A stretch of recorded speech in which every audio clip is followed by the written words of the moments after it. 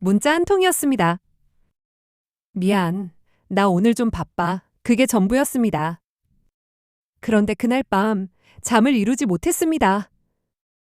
왜 그랬을까요? 낯선 사람이 무시해도 아무렇지 않았는데 친한 친구의 짧은 한마디가 왜 며칠을 따라다닐까요? 뇌과학자들이 마침내 그 이유를 밝혀냈습니다. 친한 친구의 거절은 뇌에서 실제 신체 통증과 동일한 방식으로 처리됩니다. 그것은 감정의 과민 반응이 아니었습니다. 생물학적 사실이었습니다. 2003년 캘리포니아 대학교 로스앤젤레스 캠퍼스의 연구팀이 놀라운 실험을 했습니다. 참가자들을 뇌 스캐너 안에 눕혀 온라인 공을 주고받는 게임을 하게 했습니다. 게임 도중 다른 참가자들이 자신에게 공을 패스하지 않기 시작했습니다. 고작 공놀이에서 소외된 것뿐이었습니다. 뇌 스캔 결과는 충격적이었습니다. 신체 통증을 처리하는 뇌 영역인 전두대상 피질이 활성화된 것입니다. 사회적 거절이 뇌에서는 실제 신체 통증과 구별되지 않았습니다. 연구팀은 이 현상을 사회적 통증이라고 이름 붙였습니다. 진통제 타이레놀이 이 사회적 통증까지 줄인다는 후속 연구까지 나왔습니다. 거절의 아픔은 비유가 아닙니다. 진짜 통증이었습니다. 그런데 왜 모든 거절이 같은 강도로 아프지는 않을까요? 여기서 영국의 정신과 의사 존 볼비의 연구가 등장합니다. 1969년 볼비는 애착이론을 발표했습니다. 인간은 특정 대상과 강한 정서적 유대를 형성하도록 태어났다는 이론입니다. 이 유대가 강할수록 그 대상에 대한 기대도 함께 커집니다. 친한 친구에게는 무언가를 기대하게 됩니다. 시간을 내줄 것이라는 기대, 나를 이해해 줄 것이라는 기대, 내 편이 되어줄 것이라는 기대. 이 기대들이 모여 하나의 심리적 안전망을 형성합니다.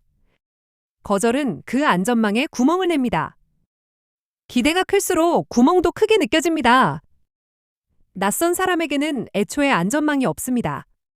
그래서 거절도 통과할 안전망 자체가 없습니다. 직접 비교해 보겠습니다. 길을 지나가던 낯선 사람이 여러분을 무시했습니다. 거슬리기는 해도 보통 금방 있습니다. 이제 10년지기 친구가 같은 행동을 했습니다. 문자를 읽고도 답장이 없습니다. 단체 채팅방에서 자신만 빼고 약속을 잡습니다. 이 경우 사흘이 지나도 그 장면이 머릿속을 맴돕니다. 왜 이렇게 다를까요? 심리학자 로이 바우마이스터의 연구에 따르면 우리는 자신을 알고 있다고 생각하는 사람의 평가에 훨씬 더 민감하게 반응합니다. 낯선 사람의 거절은 저 사람이 나를 모르는 것으로 해석됩니다. 하지만 친한 친구의 거절은 나를 알면서도 거절한 것으로 받아들여집니다. 이것이 핵심입니다. 같은 행동이라도 의미가 완전히 다르게 해석됩니다. 심리학 연구들을 종합하면 친한 친구의 거절이 더 아픈 데는 세 가지 뚜렷한 이유가 있습니다. 첫째, 신뢰의 배반입니다. 친밀한 관계는 서로에 대한 신뢰를 바탕으로 합니다. 작은 거절도 그 신뢰의 균열처럼 느껴집니다. 둘째, 자아에 대한 위협입니다. 우리는 가까운 사람들의 눈에 비친 자신을 통해 자아를 형성합니다. 그들이 거절할 때 단순히 제안이 거절된 게 아니라 나라는 존재가 평가받는 느낌이 듭니다. 셋째, 예측의 실패입니다.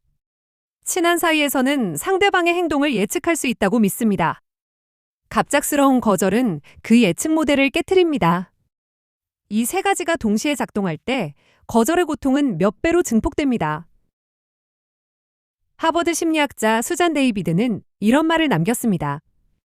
가까운 사람에게 상처받는 건 그만큼 당신이 그 관계에 진심을 다했다는 증거입니다.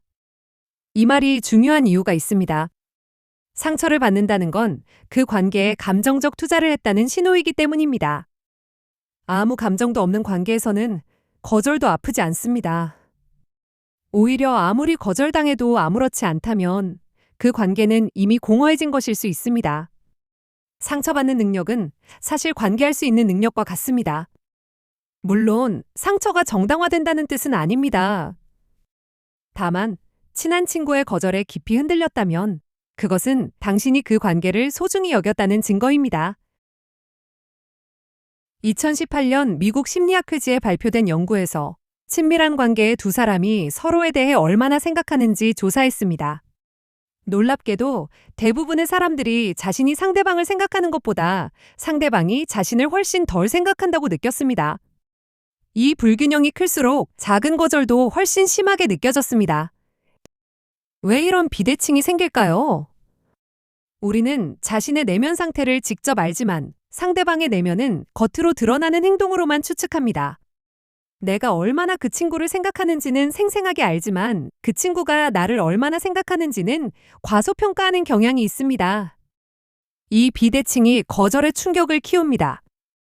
상대방이 실제로 나를 덜 생각한다는 증거가 아님에도 뇌는 거절을 그 증거로 해석합니다. 거절을 받았을 때 모든 사람이 같은 방식으로 반응하지는 않습니다. 심리학자들은 두 가지 패턴을 발견했습니다. 하나는 처리형 반응입니다. 잠깐 아프지만 그 감정을 인정하고 앞으로 나아가는 방식입니다. 거절의 이유를 탐색하되 자기 비판에 빠지지 않습니다. 다른 하나는 반추형 반응입니다. 그 장면을 머릿속에서 반복 재생합니다. 내가 뭘 잘못한 걸까? 내가 그렇게 싫은 사람인가라고 끊임없이 자문합니다. 연구에 따르면 반추형 반응은 우울증과 불안의 가장 강력한 예측인자 중 하나입니다. 차이는 감정을 느끼느냐 아니냐가 아닙니다. 감정을 처리하느냐, 감정 속에 갇히느냐입니다. 거절은 분명히 아파야 합니다. 그러나 그 고통 속에 반복해서 머물 필요는 없습니다. 친밀한 관계에는 공통점이 있습니다. 자신을 드러내야 한다는 것입니다. 약점을 보여주고 필요를 표현하고 기대를 걸어야 합니다. 심리학자 브레네 브라운은 이것을 취약성이라고 부릅니다. 취약성은 관계를 깊게 만드는 핵심 요소입니다. 그런데 이 취약성에는 대가가 따릅니다. 상처받을 가능성이 열리는 것입니다. 두꺼운 갑옷을 입으면 상처를 덜 받습니다. 하지만 그 갑옷은 온기도 차단합니다.